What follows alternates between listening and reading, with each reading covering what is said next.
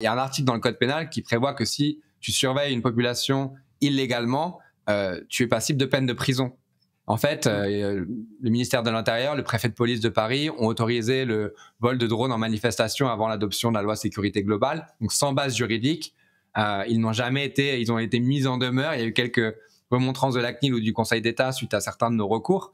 Jamais ils ont été inquiétés. En fait, il y a une impunité totale et systémique qui déjà pose question. Et en fin de compte, moi, l'enjeu politique, c'est de se poser la question de ce qu'il advient d'une société massivement surveillée, en fait. Et je pense qu'on tend à l'oublier dans le petit confort des sociétés modernes, à quel point, en fait, glisser d'un régime libéral où la police surveille à titre légitime en respectant le droit à un régime fasciste qui abuse de ce pouvoir, la frontière est fine. Et moi, pour faire sentir, notamment, je l'avais expliqué dès 2019, lorsqu'on avait été invité à parler de reconnaissance faciale à la direction générale de la gendarmerie nationale, j'avais pris l'exemple de la résistance dans les années 40 en France. En fait, organiser des réseaux clandestins de dissidence face à un régime fasciste, c'est impossible dans un territoire massivement surveillé où la vidéosurveillance et la reconnaissance faciale sont installées à tous les coins de rue, en fait.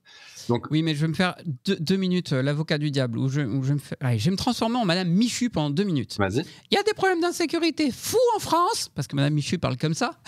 Il faut bien les résoudre. Moi, ça me rassure beaucoup d'avoir des caméras.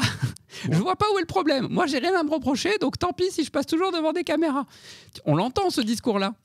Oui, on l'entend, mais en même temps, tu vois, est-ce qu'on va s'en tenir à cette quelque part cette doxa qui est complètement installée par un champ politique, des politiciens qui instrumentalisent le sentiment d'insécurité, alors qu'en gros le taux de délinquance est à peu près stable depuis 20 ans.